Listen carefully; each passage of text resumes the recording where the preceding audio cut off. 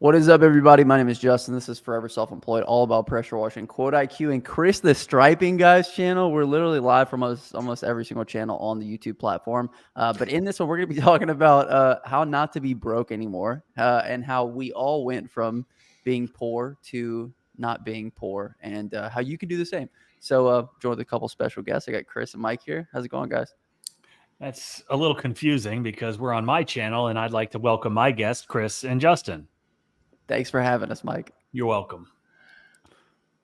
Chris, how's it going, man? Are you good? It's going good, dude. I'm pumped, super excited for the live for sure. Chris is going to do his best not to look at the comment section for this live because sometimes the comments make him laugh. Peaches hates poor people, victims for the most part. Peaches, we love you. Which is, yeah. Mike is bottom guy again. Okay, this video, fair warning before we get into it, may be triggering for some, okay? And it also might be uplifting, or it might shed some light on some things that maybe you needed to hear. So with that being said, let's go ahead and jump right into it. Chris, you wanted to make this video for a particular reason. Do you want to talk about that first and foremost? Yeah, I wanted to make the video because I come across a lot of people with a negative mindset that that really operate from the perspective of total skepticism. It's not possible, having a negative mindset. And really what it does is it hinders somebody from forward progression in accomplishing what is possible. And really having that negative mindset stops you from forward progression and only promotes a stagnant position. And really that's the reason why I wanted to kind of do a collab on the live, because I'm coming across people with a negative mindset, and it's really starting to drive me nuts. Absolutely. So Chris specifically wanted to do this video, and I concur. Me and Mike talk about this all the time. We talk about your mentality, your mindset, the people that you surround yourself ultimately are the people that you become. And so Chris, I love Chris's come up story because I was here for the whole thing. Chris actually came up. Not even that long ago, Chris was going through the woods for like $14 an hour. And now Chris is making multiple six figures in his business. So maybe, Chris, let's start with you first and foremost. What do you think was the biggest shift that had to happen within yourself for you to become not only more valuable, but also be able to make a lot more money than what you were previously making? Man, I would say the biggest shift is just letting go of the paycheck mentality. When I was working a lot, one of the hardest things it was for me to do is just let go of the small little paycheck that I got from putting in 40 hours plus a week, and really just focus upon myself and then build my business. And whenever I let go and essentially dropped and left that paycheck mentality, I started making more than what I knew what to do with. And this is still all new to me, right? Like I still wake up every day and I'll check my accounts. And I'll be honest with y'all, man, I'm still at the point in my life where I'm like, man, I cannot believe that this is like, I can't believe this. Last year, just like you said, last year, I was still working that dead end job and we've just exploded. That's why I know people with a negative paycheck mentality who are scared to leave where they're at. And since they're scared to leave where they're at, they impose that type of mentality upon other people. No, it's not possible, scammer. And they make every excuse for why not only they shouldn't do it, but why you shouldn't do it as well. And the day that I left that dead end job was one of the greatest days of my life, without question. Go ahead, I Mike. love it. No, I was going to say that it is 100% a mindset thing. And specifically in the service business, and I'm not talking about people that are maybe looking to leave a dead end job, looking to, and not necessarily a dead end job. Like, hell, I had a great job. And I chose to move past that and pursue my own interests that were going to benefit me more so than benefit the company that I was working for. But the mindset that so many people have is that if they're not on the job, if they're not actively like working, right, then they're not making any money. And that's one of the biggest mindset shifts, that if you really want to see your business grow, if you really want to see your business succeed, that you have to understand that it's not always about the manual labor. Yes, in a lot of scenarios, that is a major part of it, right? We're in the service business. We have to provide services in order to generate income.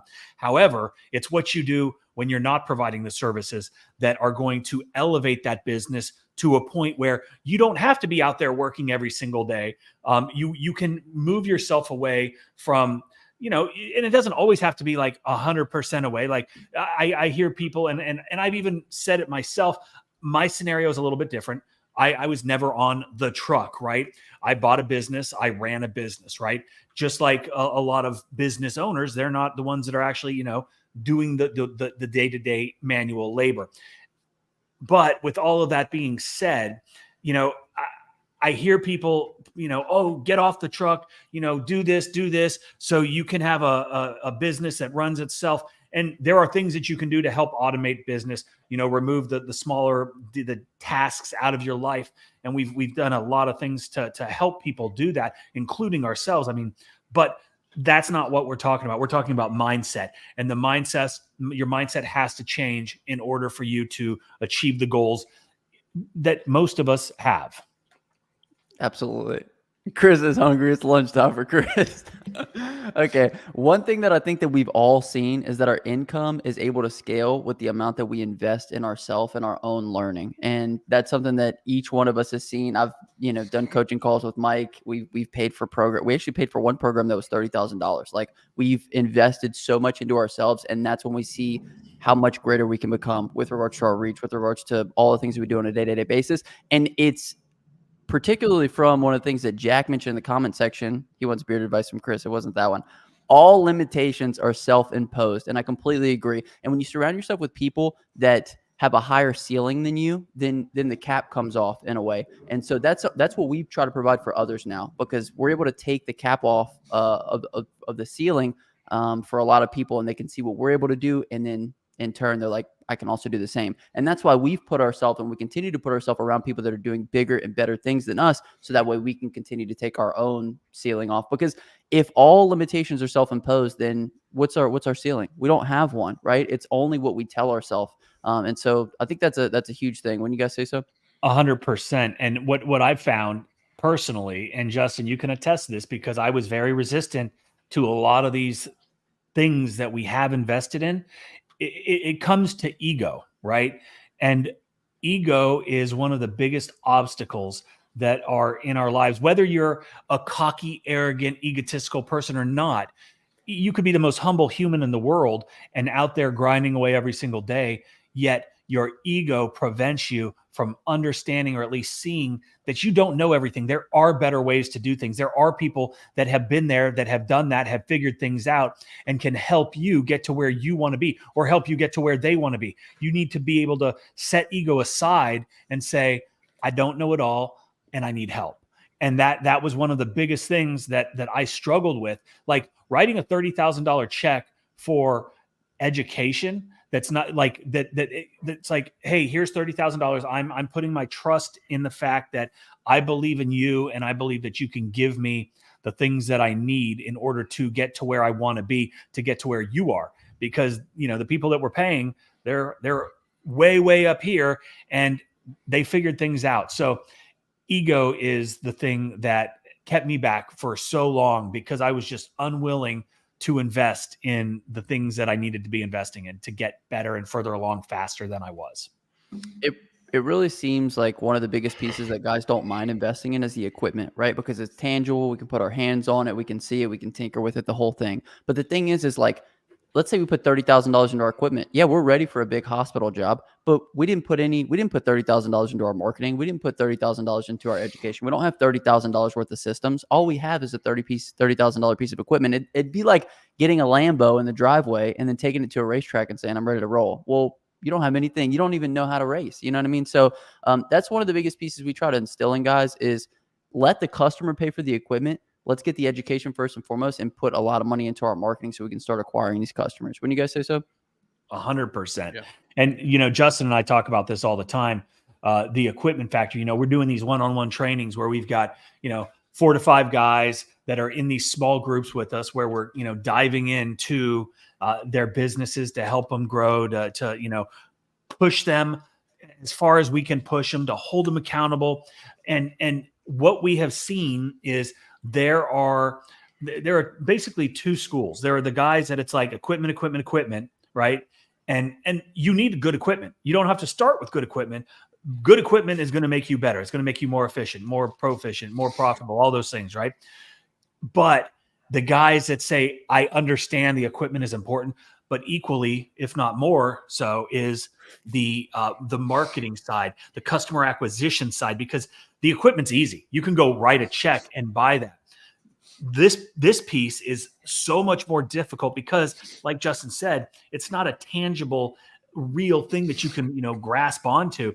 These are ideas, these are thoughts, these are strategies, these are things that you probably haven't had experience with. Sure, you can start a motor and you can pull a trigger, but do you understand how SEO works? Do you understand, what moves the needle as far as copy on your advertisement? These are the marketing things where real time and real energy and real investment should be made, because if you don't do that, you will never be able to move that equipment from where it sits, because you don't have the customers. Customers first, equipment second. That's what I believe. Absolutely. Jack had another really good comment. The only worthwhile investment we ever make is investment we make in ourselves. The beautiful thing about, a lot of this coaching, a lot of this training, you guys see it on the channel all the time. We'll have guys say, I'm in XYZ industry outside of pressure washing, outside of parking lot striping, and this is all applicable. And that's the case. So it's like, hey, let's lay the foundation with regards to our knowledge, and then we can implement it wherever we go. And so that way, when we start adding on other service businesses and we try to become more valuable, it's all ready to go. So Chris, for example, has recently added on seal coating as a service. Started with parking lot striping. Now we have seal coating, and he's trying to build a pressure washing route. So Chris, you can attest to it, right? Like, all of the same marketing principles are in play, all the same ways that we approach the customer, the positioning, everything, right? Yeah, they're all interchangeably working in tandem. They're side by side. Whether you're selling parking lot striping, pressure washing, seal coating, concrete, asphalt, whatever the case may be. Man, I'm telling you what, when I first added parking lot striping, I wasn't too proficient in selling. I was able to get customers. I utilized innovation in order to, get jobs. But man, I would say going into my second year, I learned how to sell. And selling is an intangible skill set that, once you have acquired the knowledge that enables you to sell and go out and produce results, you have that skill set that's readily available to you in your tool belt. Okay, so it's like, if you need a pipe wrench, this is what it's like whenever people are lacking education, right? Someone who's out there and they're on the fence about a training, a coaching, a mentorship, whatever the case may be. And you have a tool set, you have a tool bag, tool belt, whatever the case may be. And you have to take off this pipe fitting, and a crescent wrench isn't going to do it. And a lot of people are operating with a crescent wrench, trying to disconnect something that a pipe wrench should be used for. Okay, so think about that for a second. People are operating from the perspective of trying to use a subpar tool to accomplish magnificent results. Okay, so if you're not willing to invest in yourself in order to further your education, to go out and produce $100,000 for that year, if you're not willing to invest in yourself, in the skill set to be able to make you to go out and produce those results, then how can you ask a customer to sign a $100K contract? And so that's why the acquisition of knowledge and being able to sell in order to further develop your skill set, to run your website, to run your SEO, like Mike was saying, the marketing aspect, customer acquisition, all those things are important. And that's your tool bag. And a lot of people are operating having a tool bag, but no tools at their disposal, i.e., when you don't have the tools, you can't get the job done. I completely agree. What Chris is alluding to is the fact that you want someone else to write the check for you to do the job, huge job, but you won't write the check for yourself to acquire the knowledge and the information. One of the biggest things, within that one of the biggest things within the 8-week coaching program that me and Mike have is the sales script that we talked through, the commercial sales script that Mike has refined. And we actually implemented that sales script into Chris's business. And that was one of the reasons Chris was able to, seal up, what was it, Chris, $90,000 job with I won't even say the company unless you want to say it. No, I don't want to say the company. All of my big stuff I really leave off of YouTube. But I kind of film my smaller stuff. But one phase was 90K, and the south side phase was 15K. Altogether, it's 105. And then, but we're going to service their property multiple times throughout the year. So it's a massive diesel complex, multi-phase project. So not only did we acquire that customer, but now we have satisfied them to the point where they have become a very critical key piece of value in our company. So now there is multiple aspects of this property that we're going to service all year. I could literally just serve this customer and then goof off for the rest of the year. Like, no joke. If I wanted to, I could just have this one customer, make sure that this customer's happy, and then goof off for the rest of the year. That's how good this customer is. And it's because of investing in training, investing in a skill set. Once you acquire the skill set, man, nobody can take that away from you. Absolutely. Now, there was a lot of layers to what Chris was going through with regards to pricing, like him asking for big numbers, him feeling like he deserved the big numbers, getting away from like his mindset of, this is what I deserve. So there was a lot of pieces that we had to work through. We recorded some of his interactions with people as he was walking through selling them. So, having somebody who's been selling large amounts of jobs, it takes the lid off, right? No longer is a 6-figure job like too big for Chris because, go ahead, Chris. Dude, I walked up on that property, dude, and told them people before I even sent the estimate, I could care less if y'all give me this job. Like, no joke. Of course, I was bluffing. I had a poker face on, but I walked right up to that job and I was like, look, I could care less if you guys give me the job. That needs to be fixed immediately. And y'all, the story, that other contractor tried to play me and price shot me. And they said, we don't care if he's more expensive than everybody else. We're going to pick him. And so it's exactly what you told me to go out there and do and execute. And it landed us the biggest customer that we've got so far. And why would that happen? Because of positioning, because of asking the right questions, because he put himself in the right situation. So first and foremost, before we even get to the point where we can bid on 6-figure jobs, we need to get the marketing piece down. And you can have, a ton of equipment, $50,000 in equipment, but if you don't know how to get in front of the right customers, that's the biggest piece. Wouldn't you say so, Mike? Yeah, 100%. I mean, the knowledge and setting yourself up to get in front of the right people is like I just said. I mean, if you can't put yourself in the position to acquire customers, then what's the point of any of this, right? That's it. Okay, sweet. So I'm gonna bring in some comments. We had a couple good ones. Real Matthew says, I started my business probably 2 months ago, and now I haven't really had a steady income. I've only gotten 2 or 3 jobs, and I'll admit I've been lazy. But how do you overcome that and get consistent clients? Stop being lazy. Oh, wait, say it again, Mike. Stop being lazy, right? Like identifying the issue is the biggest, hurdle. If you know you're lazy, you started your new business 2 months ago and you don't have steady income, then you've identified that you're lazy. That's an easy fix. Get off your ass, get off YouTube, and go out there and do the things that we talk about all the time. There are specific things that you can do every single day that will get customers' eyeballs on your business, that will get that phone ringing. You've got a phone in your hand that if you use this properly, you probably got, I don't know how many contacts you've got in your phone, but every single one of those people might potentially be a customer, and they probably know somebody that could use whatever service it is that you're trying to provide. So start there and then, move on. But like, there is a plethora of knowledge and information for free, right here on all of our channels, and, utilize that, but stop being lazy. Absolutely. Chris, you want to weigh in before I go? Yeah, 100%. Starting your business 2 months ago, and not having a steady stream of income, then you should, man, you've got a lot of work to do. And let me say this, dude, as a man, it's your responsibility to get up and go produce. I tell people this all the time. There is no excuse for a man to sit around and be lazy whatsoever. As a man, it's your responsibility to get up and go produce. And I'm not being mean or nothing. It's just, you wouldn't want me to tell you, yeah, everything's okay. And so what you got to do, man, I'll tell you what, the mentality that I have, dude, I'm like a lion, bro. I wake up every single day and I got a pack of cubs behind me and a mama lion, dude. And I'm a lion, and I wake up every single day with the intention of snapping a gazelle's neck. And I'm in this safari jungle where I've got to go and conquer whatever gazelle or elk or antelope or whatever the case may be, because I've got to bring it back to the pack of cubs that's behind me. And so you got to have that same exact mentality, dude. There's no lion that's lazy. Have you ever seen an overweight lion who's lazy? You haven't. And so what I would do is don't be lazy, just like they said, and then overcome it by changing the lack of desire and complacency. I'm never satisfied with just being complacent.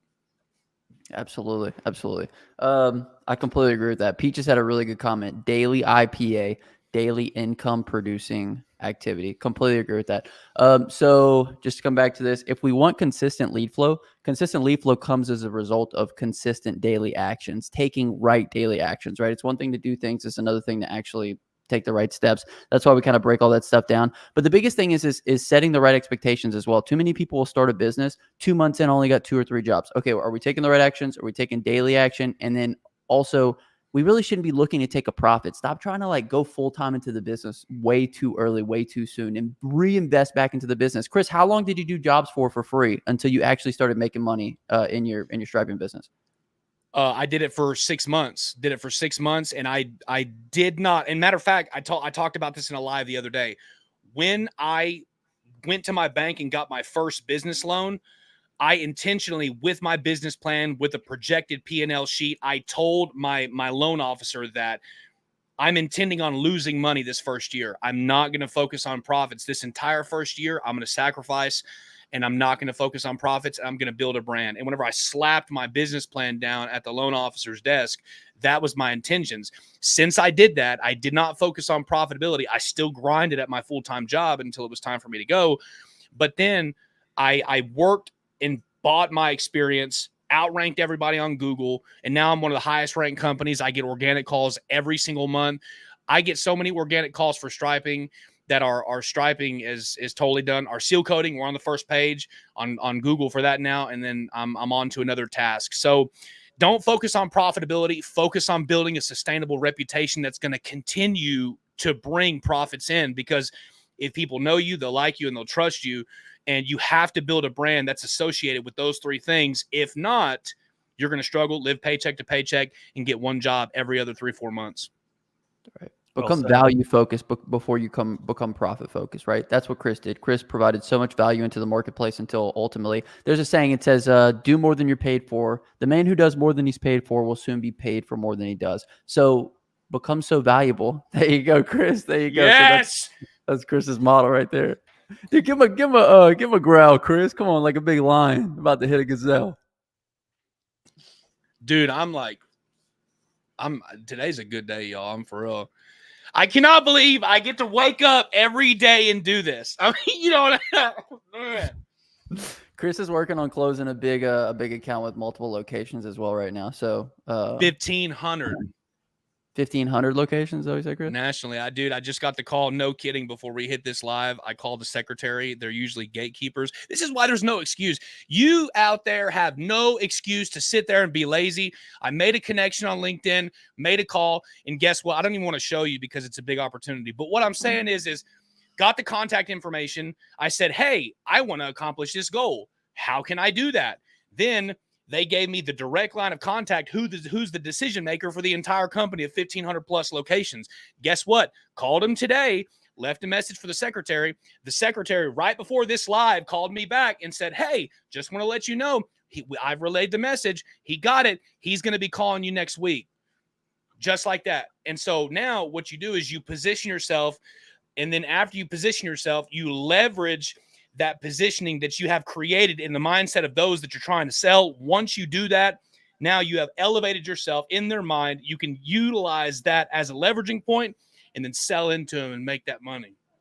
Chris gets real excited, which we love. The biggest thing is we talked about this before. One of the biggest differentiating factors between those who are successful and those who are not are the people that build up momentum for themselves, right? Taking consistent daily action in the right direction of whatever your desired result is. And over time, building up the wins, building up the wins, building up the wins until you get to the point where you're on the phone with somebody who could give you a national account. And you got so much confidence because you've built up so many wins and you've talked to so many different people and you've closed the 6-figure jobs to where it's not even a big deal anymore. And that's what we're talking about here, guys. We're talking about investing so much into yourself that you become so valuable. And then everybody sees it. And then, the result of that is making more money, getting bigger connections, getting national accounts. And so, it's kind of a whirlwind. You know what I mean? You just got to be able to push that ball down the hill and get that momentum going. And then everything kind of feeds it. Wouldn't you say so, Mike? Yeah. And I love to see Chris's enthusiasm and excitement. I wish I still had that fire. I don't get excited like that anymore. But it's awesome. But the whole lion, that whole story and that mentality is critical for anybody that is sitting there and they're not happy with where they're at, right? There's a saying that I've been using for, I don't even know how long, probably 15 or 20 years, because, I'm a sales guy. I've been in sales since I graduated from college. And I mean, that's what I'm a sales and marketing person. Those are my passions. That's what I'm good at. And I've always said, you eat what you kill. And what that means in the wilderness, obviously, is, you're going to die if you don't get out there and get after it. And in life, in business, in providing for your family and your children and the legacy that you're going to leave, right? It's what you do today that is going to put food on the plate. And the food on the plate is a metaphor for how successful you're going to be, right? So get out there every single day and go kill it, right? And that's just how I live in every aspect. And what did Peaches say? Something about the daily thing, right? You have to hold yourself accountable every single day, because we will become lazy. We will become complacent. If somebody, or if you don't have somebody that's right along your side pushing you and holding you accountable, then you're just going to stay where you're at. And most people don't want to stay where they're at. And if they do, that's great. That's fine. You're in the wrong place, because we're going to be pushing people to push themselves.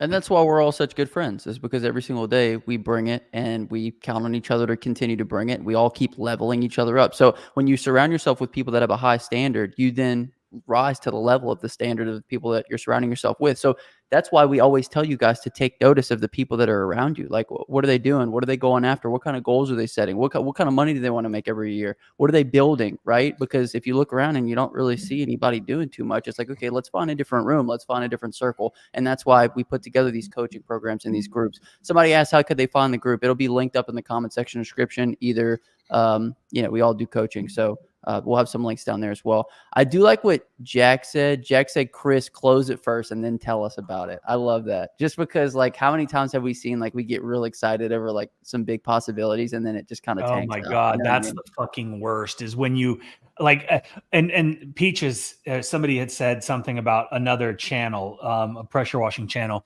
And I hear, and I don't watch a lot of content. Like, I'm aware of who that guy is. But I don't watch it because there's no value for me, right? Like, walking around and knocking on people's doors and doing shit for free. Like, that's not my gig. I don't promote that. I don't suggest doing it. Like, working for free is for chumps and cucks. And that's just not who I am. But I think I don't even remember where I was going. Don't do free work. Mike actually hates when people do free work. Oh my God. Yeah, it's funny. But yeah, don't count the chickens before they hatch. Oh, that's what it was. All these people are always like, yeah, I just quoted this $30,000. I did this. I quoted this. And it's like, I quote $1 million in commercial stuff a month. And you know what I count on? Nothing, except when I get the thumbs up and the contract, right? Because there's 10 other guys out there that are probably quoting the same jobs. And they are all thinking that they're going to get them too. And so, and there are so many variables that come into play, but like, yeah, please don't ever talk about the big quotes that you gave, because quotes don't cash, right? Checks cash, quotes don't. So. Dang, that was good. That was good. Checks cash, not quotes. I love that. And then Jack, of course, don't waste energy on talking about it. Use the energy to close. Completely agree. Use the energy to follow up. Use the energy to put things in place till we make sure we do it. The biggest thing is like, guys, just like Mike said, he does $1 million in quotes every single month for a commercial. Like, nothing gives him the googly eyes. Even when he did the $3 million quote for 3.4 million. Let's not leave off the 400 grand, because that's huge. Why would you not want a guy like that in your corner to walk you through how he approaches, talking to commercial accounts? Like, It's just dumb. Guys will wait until they get a call from like a hospital, and now there's a $20,000-$30,000 job on the line. It's like, I don't know. I guess I'll just go out there and talk to them and just, Well, see what they and get the done. terrible thing is they don't know how to quote it, right? B, like, and I can't divulge, actually disregard, because we don't talk about the stuff in our classes, but there are situations where people are just completely unaware of the business, the market, all of these things that, and they're like, well, I gave this quote, and I'm like, well, tell me about it. And you tell me about it, and I'm just dumbfounded. I'm like, okay, well, you're never, ever going to get this job ever. And these are the reasons why. ABC3. Did you ask these questions? No, I didn't. Then how did you come up with this number? Well, and it's like, you have to have a knowledge. You have to have, some basis to come up with these things. And it's especially on like big jobs, there's a lot more to it than a square foot number, because that square foot number is going to leave you without any jobs. Absolutely. That's kind of a recurring theme with some of our coaching right now. Guys will come in and they'll say, I'm quoting here and I'm just not getting any response. And it's just like, it's completely off basis. And when we kind of dig down deep and we say, okay, what's behind that number? Then we can kind of figure out. And that's what you guys really need to do in your business. Like, if you want to get in the coaching, great. If not, then take a look at your business and say, okay, where am I dropping the ball? Am I dropping the ball on the marketing side? Am I dropping the ball on the follow-up side? Am I dropping the ball when people call in and I'm not getting back to them quick enough? Really map it out and scope it out. I think people, they quit their day job because they're like, oh, this is going to be better. I'm going to be working for myself. But now you've entrusted yourself with so much responsibility. Just like Chris said, you go out every day and it's your job to provide for your family. But when you look at your business and how you have it structured, there's no structure to it. You don't do marketing on certain days. You don't have any type of marketing plan. You don't go out and talk to customers a certain way. You have no follow-up rules whatsoever. So it's like, how do we provide a ton of structure? That's why if it was the difference between buying like a McDonald's or making my own burger joint, of course I'm going to buy McDonald's. They have all the different types of procedures in place already that I need. They have the recipes, how we handle the line, how we take the orders. Like, I don't have to reinvent the wheel. I'll just use their formula and print money from it. So all that to say, dial in on the details and figure out what it is that you're doing on a day-to-day basis. And I guarantee you guys are dropping the ball and you're losing out on tons of money by not digging into some of that. Wouldn't you guys say? 100%. Yeah, I'll tell you this. I'm not talking about smaller ticket items. I'm talking about like big ticket items, high 5-figure, 6-figure customers. There are some that we get. There are some that we do not get. But dude, I'm putting so much value into higher ticket quotes. Like, I don't just send an estimate with, like, before I even make contact with the property, they call me, and then right whenever we hang up the phone, I give them a 35-page book. Number one, I know that no one else is doing that. No one else that I know that is around me is doing that. If they're doing it, it's because they learned it from me. But don't tell them that. Don't tell them the goodies. Oh, I don't want to tell them the goodies. All right. I think Chris is making a great point though. Like, what's your differentiator? Set yourself apart. Dude, I got like so many gnarly things that I do. No, I know you do. It's phenomenal. And Chris is who's drone quoting? Who else is drone quoting? Anybody else drone quoting? I know you are, Mike. I've seen a couple drone quotes. We do. And those are all things that are great topics for other places. Yeah. All right. Well, sorry about that. Yeah. So, any who's what's it. So let's go through some of these comments. We got some good ones. What's up, fellas? Appreciate all the content and knowledge. Thank you. I'm crushing 2024. Hope everyone else is also. It's beautiful, Let's man. Go. Anna, sweet there. We'd love to hear it. And speaking of, okay, so let's talk about our board perp 011. Okay, so you're crushing it, right? This is a big point that a lot of people get to. You're crushing it probably as a one-man show, if I had to guess. I don't know if perp has any employees, but this is a point where Chris is getting to right now. Chris has a couple of employees, most of them kind of part-time, right, Chris? And now Chris is kind of trying to take that leap from how do I delegate all the day-to-day tasks that I was doing and take myself off of the job, and then that way I'm just managing employees, focusing on the marketing, focusing on closing big deals. So Chris, since you're in that, Mike obviously established his business with that. That's the biggest jump for guys right there. So maybe we can kind of talk through some of that stuff as well, kind of the things you're kind of learning. You know what I mean? Did you say Mike? Were you listening, Chris? No. No, So I was no. listening, but then you said Mike. I thought you were segueing for Mike to talk. No, I'm just saying Mike's been doing this since the beginning of his business. But Yep. for you right now, you're at the point where you've kind of maxed out where you want to be with regards to the work output. So now 100%. it's like, how do we delegate this to employees and you become more of a manager role and a closer? 100%. I mean, I'll be honest with you, dude. I'm getting to the point where I'm burnt out. I mean, I'm burnt out because I get the thrill, as he said, the thrill of the kill. I get the thrill of the kill by performing this role, by making calls, by sending emails, by utilizing differentiating factors in order to get the jobs. Because we have constant lead flow now. I mean, and it's not going to be sustainable if you don't have constant lead flows. Whether you've been doing it for X amount of years or started last year, it's just so now the constant lead flow is coming in, and my dad does all the work overnights. I don't. Yeah, I do. I go for the gazelle's throw every morning, and I'm looking to snap. But what I do, man, my dad is doing the overnights shifts now. He's working overnight.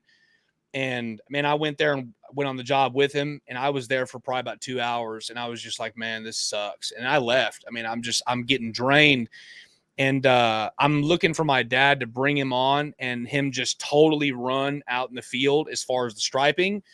And then I'm thinking that I'm going to run the seal coating, build the seal coating up just like I've done the striping, put somebody with the seal coating, and then build up, some facets of it. I don't want to be too quick and make these decisions too fast, because if I make them too fast and I'm not patient enough, then I could make a mistake that's unintended. And I want to be very, very calculated in my efforts. And so even though I'm getting tired of doing it, I'd rather perform working on it and not necessarily in it. I'm going to be making that transition soon because it's starting to drive me nuts. I love chilling all day. I'm not going to lie, bro. Well, and it's not chilling. You're now being compensated for learning skills. This is what I was talking about earlier. There is work that is done in an office, and there is work that is done in the field, right? Both are important. Are they equally important? Everybody's got their opinion on that, but both are work. Just because I'm not sweating and my hands aren't cut up or I don't smell like bleach doesn't mean that I'm not performing valuable functions for the business. In fact, I would venture to say that the customer acquisition, the marketing, generating the business is far more important than the work being done. And so what Chris is finding is he's enjoying one aspect more than the others. Now, there are plenty of people that want to be out there every day. They want to be in the business, not, running a business, which is fine. And there are people that will do that for the rest of their lives, and they will die out there in the middle of the night working. That's their prerogative, right? We all have different strong suits, and because of that, that's the beauty of the world, and God made us all different. And so, we capitalize on the things that we're good at. One thing that Chris said that was very important, and a lot of people make this mistake, they find a little success and then they try to replicate and get way bigger too fast, and then things start to unravel. Chris understands that he needs to focus on the striping, grow the striping, make the striping stable, have good people in place so that striping business can not only maintain, but can grow. So then he can continue to focus some on this, but then move his focus elsewhere to start, build, nurture, grow, and move on, right? That's what business owners do. And so don't make those jumps. Don't take those steps before you're ready. And even here, you might think you're ready, but even, really, you got to think long and hard. If you leave this business here, what's going to happen to it? Are you so integral in that business that if you remove yourself, it's going to fall apart? And in a lot of cases, that is exactly what's going to happen because you've not laid the groundwork. The foundation isn't solid enough to remove yourself from that business. So just food for thought. Completely agree. If we look at the levels of freedom, right? So Chris went through this whole thing. He was working 9 to 5, right? Said, how do I get another level of freedom? I start my own business. How do I get another level of freedom? I offer other services that'll bring me in more money. Another level of freedom. I bring in other people to do work for me. And then another level of freedom. I manage those workers so that way I can scale. Because at the end of the day, you only have 24 hours. You can only work outside, man, 10, 12 hours a day, like max, if you were like really burning it. But at the end, what we want is we want to continue to climb that freedom ladder to ultimately the point where we're managing. And then if we look at, you're paid in direct correlation to the value you provide. So if we look at doing the job is one value set, but then selling it, managing it, talking to customers, like all of this stuff is relevant. And I would say that, just like you said, Mike, closing a job, have somebody that can close a 6-figure job, is that not a higher skill set than somebody that can paint a parking lot? So it's not so much about like, I don't want to do the work anymore. It's just, you're paid more. And when you're paid more, you get more choices, you get more freedom. And that's ultimately where Chris is at. So we just want to say that because that's the cycle that most of you guys are going to find yourself in. We have a lot of guys that find us and find the channels, and they're in that 9 to 5 right now, and they want to transition into just doing some work full time. But I guarantee once you scale that full time work up, you're going to say, okay, what's my next step? And it's going to be the off the truck managing employees piece. And that's where, we can come in to help with that transition. Right. Yeah. Let's bring in some comments. Let me see what I got. We got a lot here from This is a good live, dude. This is good, man. This is good. I mean, if you guys are getting some good value out of it, let us know down in the comment section. I think so. Like, these are all high level things. I mean, Peaches has kind of talked a little bit about the guy who does free pressure washing work. And at one point on my channel, in Mike's channel as well, we got a lot of people that were just interested in the satisfying pressure washing. What we try to do is combine both worlds. We have the satisfying cleaning mixed in with all of the business acumen that we try to, convey to you guys, and the things that we're learning and things that we're growing with. The meat of the week. Okay. The meat of the week is stuffed cabbage. That's what I was looking for. Okay. All right. Let me pull it in, Mike, before you say it. Absolutely phenomenal. I didn't make it. My mother-in-law brought it over. I don't know where she got it, but it was already prepared, and it was absolutely delicious. It's like a ground beef that's stuffed in and seasoned beautifully, stuffed into cabbage, and then it's baked with like some sort of almost sweet red sauce on top of it. Absolutely amazing. I'm a huge fan. Absolutely. And the emblem on the hat, Jack, Black Mountain, North Carolina. Unfortunately, they were devastated by the hurricane, that whole Asheville East area. I think over 50 deaths. Lots of people lost lots of things, life altering damage. Very sad. But my children all went to summer camp up in Black Mountain. Beautiful area. I love it. And prayers out to all of those people. Only experience talks like that. Well done, Mike. Absolutely. We had a really good comment in here from Moses. Moses says, Jesus, you've just described everything I'm going through. I can't wait until it starts. Moses is going to be in our next 8-week program with us. One thing I do want to shed some light on about Moses's situation is his particular job situation. Okay, this is not picking at Moses at all. You guys might actually find yourself in a similar situation right now. But Moses, when I talked to him, he was really focused on all the jobs that he had lost. He was focused on the big jobs, the big opportunities that he had lost. And so he was really, in his mindset, was all the things that he had lost rather than looking towards all the things that he was trying to acquire. And so that was number one. Number two was he didn't have enough lead flow coming into his business in order to forget about those. I told him Mike has more lead flow coming into his business. Mike couldn't tell you the jobs that he lost yesterday, much less, for the last week or the last month. And ultimately, when you have more lead flow into your business, you then get more choices. You get to choose who you work for, what you charge, and you also get bigger opportunities. Wouldn't you say so, Mike? Yeah, absolutely. And I've known Moses for quite some time, and I'm super excited for him to join us because it's going to have a huge impact on his business. And he's the type of guy that, and this is kind of the whole premise of what we're talking about here. Moses identified that he's got an issue within his business, right? He understands that he doesn't have the knowledge, the experience, or the people around him to solve his problem. So what's he going to do? He knows me, right? And he knows that I provide value. He knows I'm not going to blow smoke up anyone's ass. He knows that I'm going to hold him accountable. And he said, I'm willing to make an investment in myself so I can get to where I want to be. And because he is willing to do that, because he is willing to make that investment in himself, he is going to reap the rewards. Because when you start shelling out money, right, you're going to say, damn, I better get everything that I can out of this. And because of that, you will get something out of it. Not just because we're providing tremendous value and we're going to push you until the brink of you're like, fuck, I just want to quit. You can keep the money, right? We will make you better. And it's people that are willing to invest that are gonna go further. Just like Chris. Chris was nowhere a year ago. And I'm not taking credit for anything just because I was not intimately involved in that. But we have worked together, and I think that we've both grown from knowing each other And it's who you surround yourself with, and that's what's your little saying. Your network is your net worth, Justin.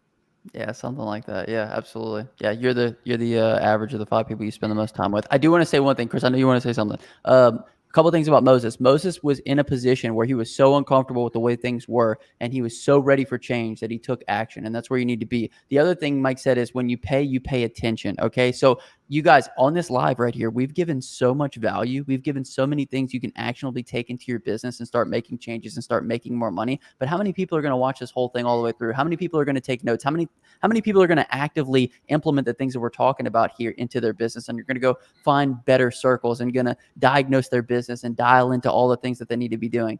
Not very many, because guess what? It's for free here on the internet. We give a lot of value away for free, but if you can only imagine the stuff that's not free, it's absolutely incredible. Chris, go ahead, man. Yeah, it reminds me, I'll tell you this exactly what it is whenever you have to pay for a service. And if you get it for free, it's not as valuable. You don't treasure it as much. And it makes me think about people on food stamps, man. Not saying, if you need help and assistance, I mean, I understand being in a place of difficulty. But, man, if you know next month that you could just re-up on your card for $1,000, when your kids go to dump that food, they take a couple bites and they're not hungry anymore, so they just dump that food in that trash because we're gonna get the food stamp card renewed next month, man. Well, when you don't have a food stamp card and everything you get is precious and it's valuable and you got to pay for it, you got to sacrifice to get it, it really, really means something. Man, when the government's not providing for you every single month, you just got to go out there and get it, and whatever you got, it's valuable, it's precious, it's treasured. And so when your kids take 3 bites and they go, I'm not hungry, and then they go to scrape off that food and they say, well, and you can tell them, well, go ahead and stick it in the microwave for the next 6 hours and you can have that for dinner because that cost me something. And when it doesn't cost you anything and it's just you can just pick it up whenever you want and it's not valued, it's not treasured. And that's the same exact reason why some people stay exactly where they're at and they wake up 3 years later going, man, I still haven't made changes. But then it's like, I don't want to have the thoughts in my mind of, man, what would have happened if I never would have took action? I can't stand that. The thought of being 2 or 3 years down the road and looking back and going, man, you know what? If I would have made a different decision here, how different would my life be? And that's why I'm saying I'm always trying to progress, move forward. And, when it's free, it's less valuable to you. That kind of thought haunts me. But one thing that really resonated, Chris, with what you said is my dad used to wear my ass out about the lights being on. I'd leave lights in closets on. I'd leave my room light on because I didn't pay for the electricity bill. And so now that turn that off, boy. I'm going to make you're going to go out there and work for $50 and pay me for the bill this month. I tell my son that too. That's right. And so, I mean, know what my dad told me? What? My dad said, we were talking about like vehicles, right? And he died when I was 18. And so I've got, limited time with him, but I don't even remember how old I was. It must've been probably around 16 when I was, like I wanted a car and stuff like that. And I remember he was talking with one of his friends and the friend was talking about, buying a vehicle. And someone said, well, how many gallons does it get per mile? Or how many miles per gallon? And my dad just looked over at the guy and he goes, if you have to ask how many miles it gets per gallon, you can't afford the car.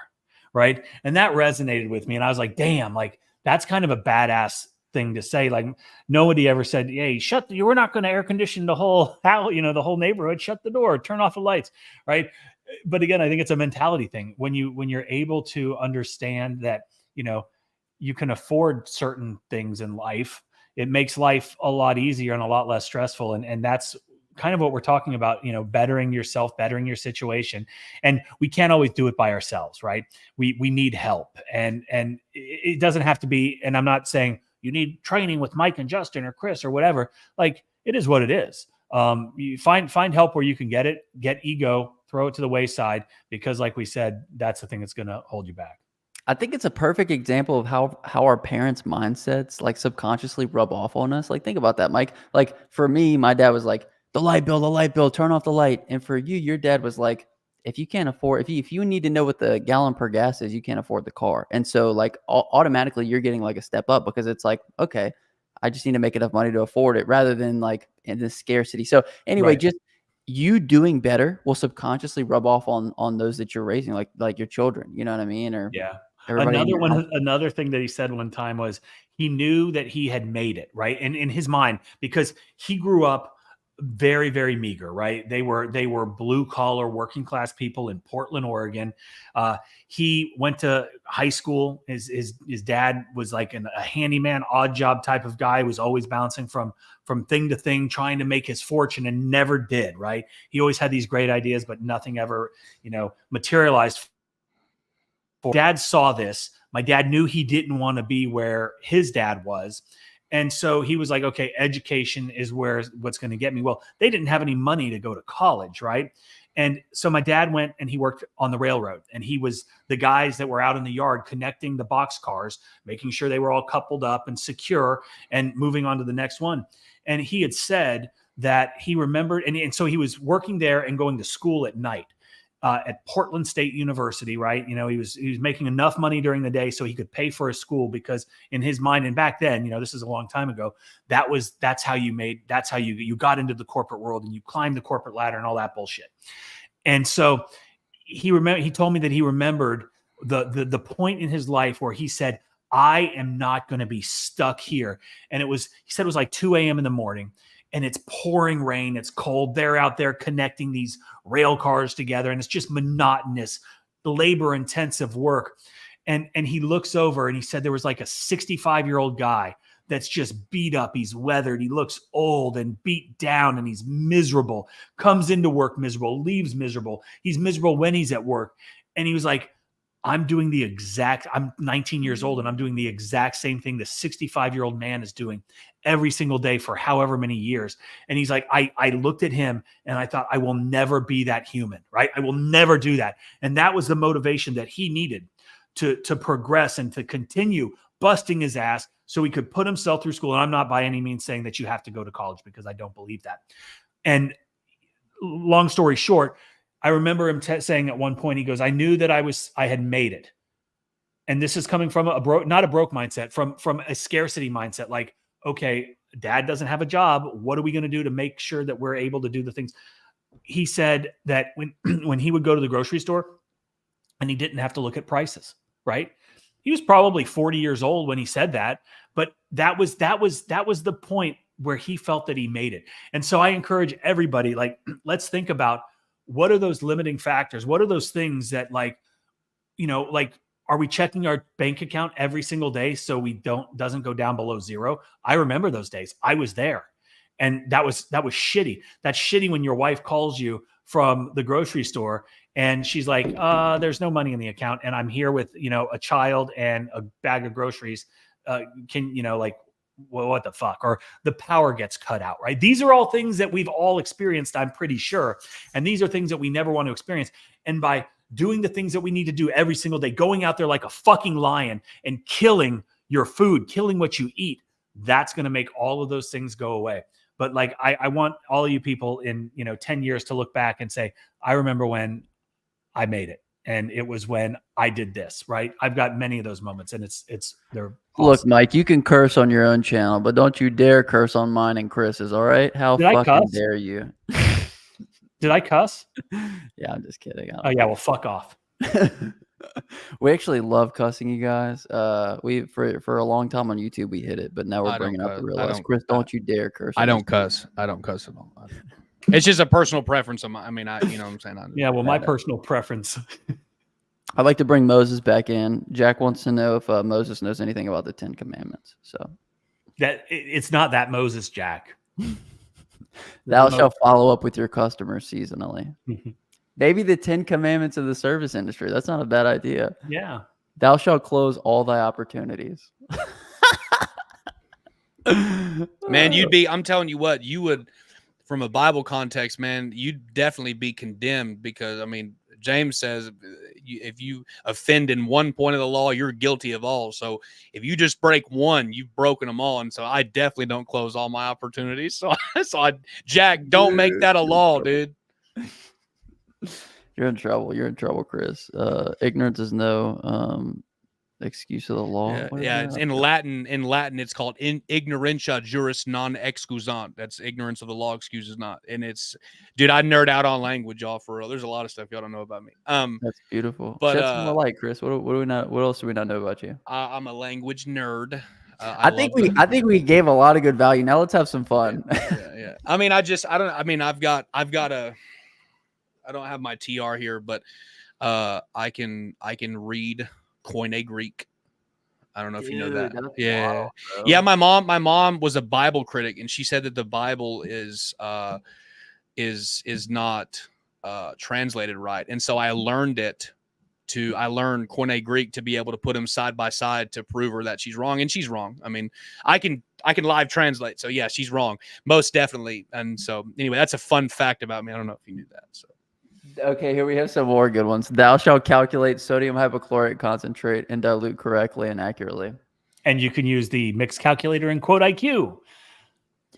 If you don't, dude, I made a video about the cookie shop that called me because their paint was running. It could have been a paint issue. I don't know. Thou shalt provide thy need of the week. dude, in Genesis chapter number 3, God told Adam, he said, by the sweat of your face, you're going to earn your bread. And so he says, don't be lazy, Adam, because you done messed up. Now you've caused the whole world to be in a sinful condition, and now everybody has to sweat. Yeah. Thanks, Adam. Yeah. So Mike brought up God, dude. We could sit here and talk about God for a long time. Mike's the first person that brought up God. Dude, Mike. And Moses got brought up. Cussing is a form of religion. Completely agree. There's actually a study that shows that people that cuss are actually more successful than those who do not. You know what I mean? So I've got a foul mouth, and I'm the first to admit it. And sometimes I don't even know that I'm cussing. Yet my children sometimes will pass it, but my daughters, terrible mouths.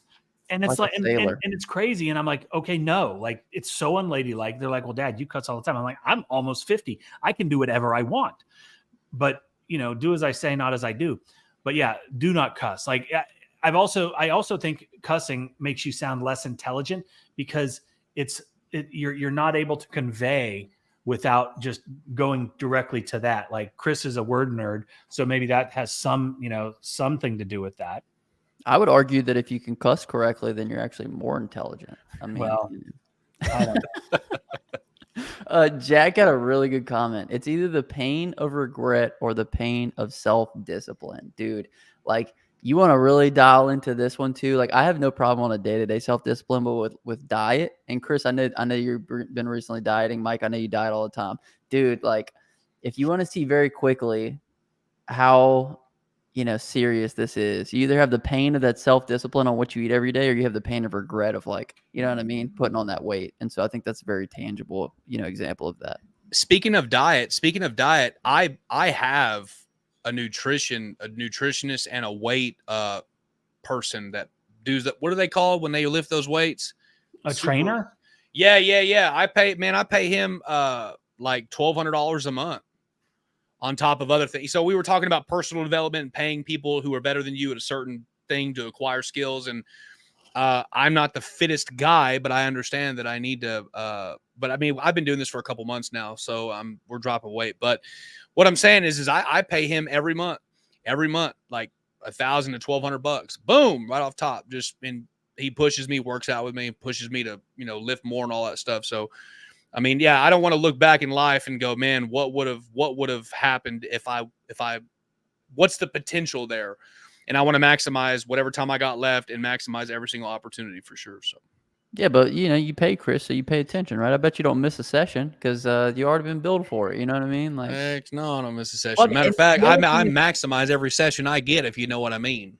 Well, Chris, you could also just go to the gym. You could probably lift the weights. You could probably tell yourself you know what to eat. You know what I mean? But having that extra accountability there, I would say, makes all the difference. Wouldn't you say so? Bro, it is, especially like when you see people in the gym that are going and like, the form's all, you know what I'm saying? So it's like, I look now and it's like, man, if that person would have just paid somebody to teach them right form and how to count macros and all that stuff. I mean, then if they would have just paid for it, then they wouldn't have to spend the first 8 months, with goofy form and not tracking macros and all that kind of stuff. So it's worth it to pay people to develop a skill set that you don't have. And, so.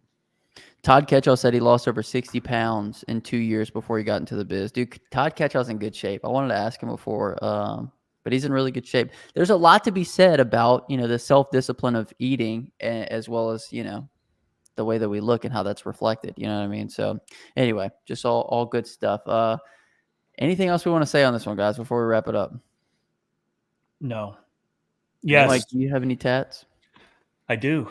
I've got 1, 2, 3, 6, like 10. Show us your back tat right around the Is He's got a butt tat of Roy Orbison. You remember that movie, Mike? Yeah, Roy Orbison wasn't a movie; he was a singer. Justin, No, you don't remember Waterboy? You ever seen that one? No, yeah, but I don't remember that. He got a Roy Orbison tattoo on his butt. That was pretty good. Pete just wants to know what your macros are, Chris. For the day, I'm at 14 grams of carbs, 47 grams of fat, 142 grams of protein. So I need to. What do you try to hit every day though? What's the markers? Well, I'm on a different kind of, I was on a once I dropped a little bit of my weight, I dropped 30 pounds, and now I'm fixing to hit a bulk, and then I'm going to hit a super cut in the next year. So I'm fixing to bulk up until about February. And then, but right now for the day, I'm trying to at least hit my body weight in in protein, and then while staying under 2,400 calories, but then I'll run the treadmill for ooh, arms looking nice, dude. I'll run the treadmill. I'll run the treadmill for an hour and try to burn 300-400 calories. So I got to stay under, 2,400 calories, to be in that caloric deficit while still hitting my goals. I mean, I got it dialed in, dude. But when you pay somebody, that's like, hey, track your stuff, all that stuff. So he's just constantly pushing me, which I need that. I mean, absolutely. When you're doing really well in other parts of your life, I think a lot of times it takes up a lot of focus, and then you kind of look back and you're like, hey man, I need to be focusing in these other areas. But I think that's kind of like necessary. Like there's probably parts in your life, Chris, where you kind of neglected your health in a little bit of a way, just so you could really buckle down and kind of dial in on the business aspect of things. I think that's necessary. Somebody might say that it's unhealthy. I've done the same thing. Mike, I know you've done the same thing. We focus so hard into the business. I think once we get into a place where it's a little bit more manageable, we can kind of step back and then, Well, dial the in past the other 2 areas. years, you're absolutely right. The past 2 years have been a struggle. Now, I run and bike probably 4 to 5 times a week. And I want to get back in the gym and lift weights. I haven't lifted in probably 3 months, and not consistently. And I definitely need to get, I feel so much better, but my time is such a precious commodity. And when I like to get every minute I can and on the things that are bringing the most value. And unfortunately, sometimes I'll put the weightlifting to the wayside because I would rather be focused on, the quote IQ stuff and building that business and making sure that we're on track and going in the right direction and doing things that move the needle there, which unfortunately means that I take that time away from, other things. So yeah, I wish that we could hire, 30 more people and take some of then we could be super buff. Yeah. Anyway, before I started really cranking out jobs and making a profit, whenever I was striping, I was working 60 plus hours and 3 jobs before I started getting to the point while I'm still building that reputation, self-sustainable, just working 1 day a week type stuff. And then when the striping really took off, and then I just worked that one job, and I was able to just do striping, half the time, and then my full-time job half the time. But I did that for 5 years, dude. And then for 5 years, you wake up in the morning and you're not tracking anything. So then you're like, oh, I'm just going to stop by McDonald's and get a biscuit. And then before you know it, you're like, oh, I don't really have time to sit down and eat a lunch. So then you eat Taco Bell. And then before you know it, 5 years passes. And then you realize before you start tracking what you eat, dude, I never knew how bad pizza was for you. I never knew you could eat one meal, never paid attention to calories. You could go to Texas Roadhouse or a nice restaurant or whatever, And if you don't eat a certain thing, like, dude, you can blow your entire calorie count for the day off of an appetizer and a meal, and you'll be in a caloric surplus. And you just don't know what you don't know. And it's crazy. And so, yeah, I neglected myself for years, and I'm glad, like, to the point where I can work on my business, and then I have time. I mean, dude, I hit it for like 2 hours a day. But then again, I'm just in this growing phase of my life that I've never been here before. So, okay, we have to read a couple more of these commandments before we leave. Because there's some other good ones. Thou shalt pre-treat organic growth on roofs, but spray and tarp the landscape prior. Thou shalt follow up relentlessly. Thou shalt not work for dwarves. That's true. I think that's the perfect message to end on. a dwarf couldn't go in the temple. He couldn't serve as a Levitical priest, or if he was wounded in the stones. Dude, I don't even know what you're talking about, Chris. Dude, anyways, I nerd out on this stuff, y'all. I think I'm just gonna have to like start like a separate Bible channel for this stuff. Sorry, I'm not trying to crash the live. We have a Bible talk, dude. It could be fun, you know. Anyway, all this to say, go out there and make some money and stop. We say poor. I want to say this before we wrap. We always say poor. We lean on that word. Like there was times in my personal life where I did not have a lot of money, but I was never poor. There was times where Chris didn't have a lot of money, but he was never poor because I still had the mindset, the growth mindset of investing in myself, trying different things, continuing to trying to build that, momentum for myself. And eventually you work your way out of it. Go ahead, Chris. Bro, I was flat poor. I was putting courses on credit cards. I'm just saying, you may have been okay. What Chris just said, I was broke. He was poor. He didn't have a dime to his name. And what did he say? He said, I was putting courses on credit cards because he knew that if he invested in the right things, if he educated himself, if he got the knowledge and the experience that he needed from people that knew what they were doing, he would have success. And guess what? He has found success. He took the chance. He invested. He took the risk on himself. Most people don't do that. Most people are pussies.